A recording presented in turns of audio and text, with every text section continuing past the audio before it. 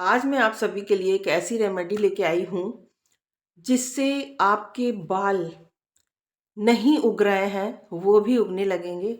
जिस जगह पे आपके बाल नहीं उग रहे हैं, सर पे स्पेस हो गया, हेयर लाइन हो गई है, वहाँ पे भी आपके बाल उगेंगे अगर आप इस रेमेडी को कुछ दिनों तक रेगुलर यूज करते हो।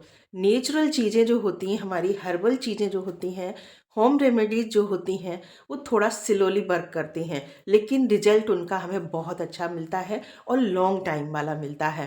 केमिकल वाले जो प्रोडक्ट होते हैं मार्केट के, उनसे हमें ऐसा लगता है कि हमें बहुत फास्ट रिजल्ट मिला, लेकिन उन वो जो रिजल्ट होता है वो कुछ ही दिनों के लिए होता है और फिर हमारी जो प्रॉब्लम होती है वो और ज़्यादा बढ़ जाती है। तो अगर आप होम रेमेडीज़ के थ्रू अपने बालों को बढ़ाना चाहते हैं या फिर आपके बाल झड़ गए हैं, रिग्रोथ नहीं हो रही है, हेयर लाइन हो गई है, सर में काफ़ी स्पेस हो गया है, तो ये रेमेडी ट्राई ज़रूर करके देखिएगा।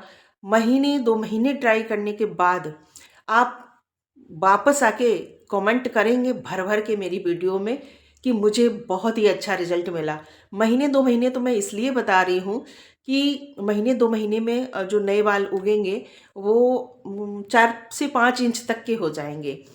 रिजल्ट आपको इसका दिखने लगेगा। जैसे ही आप इसको 4 से 5 बार यूज़ करोगे, रिजल्ट आपको दिखने लगेगा। और हो सकता है अगर आपकी एज 30 है, 35 है और अभी से इस रेमेडी को आपने शुरू कर दिया, तो आपके बाल कभी सफ़ेद नहीं होंगे एज से पहले।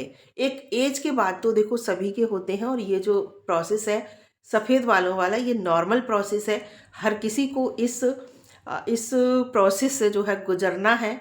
ऐसा नहीं हो सकता कि हम अ, मरते दम तक हमारे बाल जो है, जब तक हम इस दुनिया में हैं तब तक हमारे बाल काले रहें, तो ऐसा तो पॉसिबल ही नहीं है। लेकिन हाँ, जैसे पहले हमारी दादी नानी के जो बाल होते थे ना, वो 45 या 50 के बाद वाइट होना शुरू होते थे, और आज की डेट में इस एज तक जाते जाते सारे बाल वाइट हो जाते हैं। बस उसका रीज़न सिर्फ केमिकल के शैम्पू यूज़ करना, केमिकल बेस जो भी हम प्रोडक्ट यूज़ करते हैं केमिकल बेस करते हैं, चाहे वो शैम्पू हो, और पार्लर में जाके हम लोग स्पा कराते हैं, कहीं कुछ कराते हैं, तो केमिकल बेस्ड प्रोडक्ट का ही ये नतीजा होता है। पहले शैम्पू कोई जानता भी नहीं था कि शैम्पू क्या होता है। रीठा आंवला से सभी बाल धोते थे, रीठा आंवला शिकाकाई से बाल धोते थे। और ये रीठा आंवला शिकाकाई जो है एक फ्रूट है, समझ लीजिए नेचुरल फ्रूट है, जो हमारे बालों को कोई नुकसान पहुंचा ही नहीं सकता। बहुत ज़्यादा लॉन्ग हो जाएगी वीडियो, तो बातें न करके और चलते हैं अपनी रेमेडी की तरफ। इस रेमेडी को आप यूज करके कुछ दिनों तक फिर मुझे कमेंट करके बताइएगा कि कैसा रिजल्ट आपको मिला।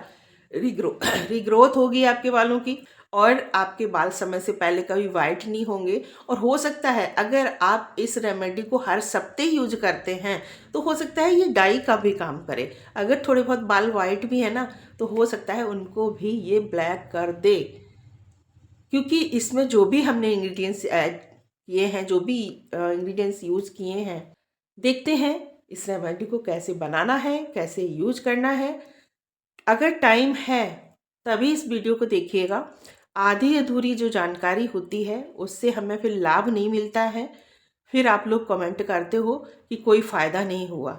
लाभ तभी मिलता है जब हम प्रोसेस को पूरा समझेंगे और पूरी वीडियो को देखेंगे, और जिस तरीके से मैं बता रही हूँ ऐसे ही अगर आप यूज करेंगे तभी लाभ मिलेगा। अगर टाइम है तभी पूरा देखिएगा वीडियो को, नहीं तो कोई बात नहीं है, स्किप कर दीजिएगा। अगर बालों की रिग्रोथ चाहते हैं कि बाल समय से पहले सफ़ेद नहीं हो, तो देखिए, वरना मत देखिए। तो चलिए फटाफट से रेमेडी बनाना शुरू करते हैं। तो इस रेमेडी में हमें कलौंजी पाउडर और मेथी पाउडर भी चाहिए। तो सबसे पहले हम उसका पाउडर बना लेते हैं, कलौंजी का और मेथी का। तो मैंने यहाँ पे 2 छोटी चम्मच ली है कलौंजी और 2 छोटी चम्मच ही ली है मेथी। मेथी और कलौंजी की जो क्वांटिटी है हमें बराबर मात्रा में लेनी है। तो बस दोनों का हम पाउडर बना लेंगे और उसके बाद फिर आगे का प्रोसेस देखते हैं।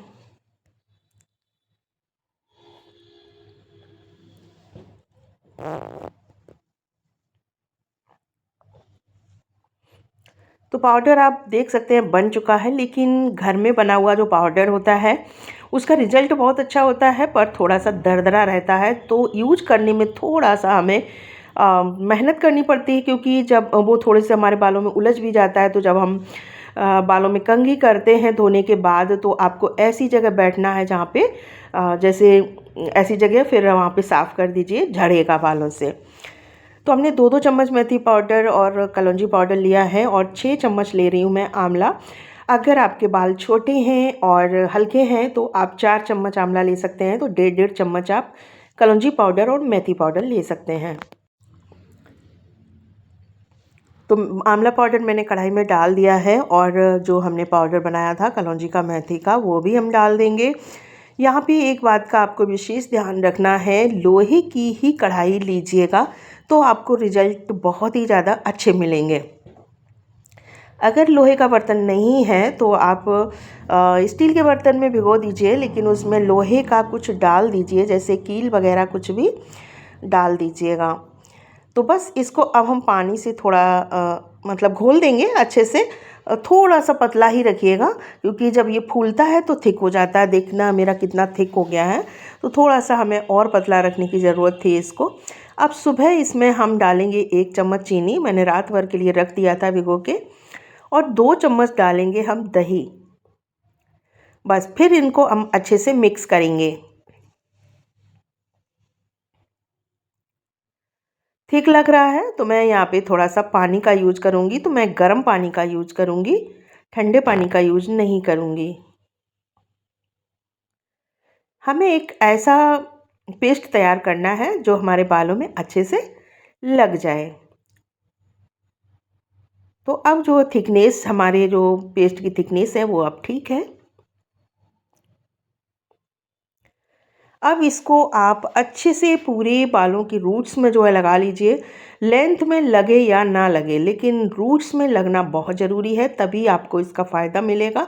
और ये रीग्रोथ के लिए, जहाँ पे बाल उग नहीं रहे थे वहाँ पे बाल उगा देगा। हो सकता है आपको, अगर आपके बाल वाइट हो चुके हैं तो कभी डाई करने की ज़रूरत नहीं पड़े, अगर इसको आप रेगुलर करते हैं तो। और जिसके बाल अभी वाइट नहीं हैं, जैसे कम एज का कोई है, तो उसके कभी भी बाल समय से पहले वाइट नहीं होंगे। तो आप देख सकते हैं मैंने पूरे बालों में लगा लिया है। मेरा जो कैप है वो ख़राब हो गया था, तो हमने यहाँ पे पिन्नी से जो है ढक लिया। ढकने से क्या है कि एक तो हम काम करेंगे, अब 2 घंटे लगा के इसको रखेंगे तो ये कहीं भी गिरेगा नहीं, और दूसरा सूखेगा भी नहीं। सूखेगा नहीं तो हमें धोने में आसानी रहेगी। अब आप देख सकते हैं हमने बालों को सादा पानी से धोना है।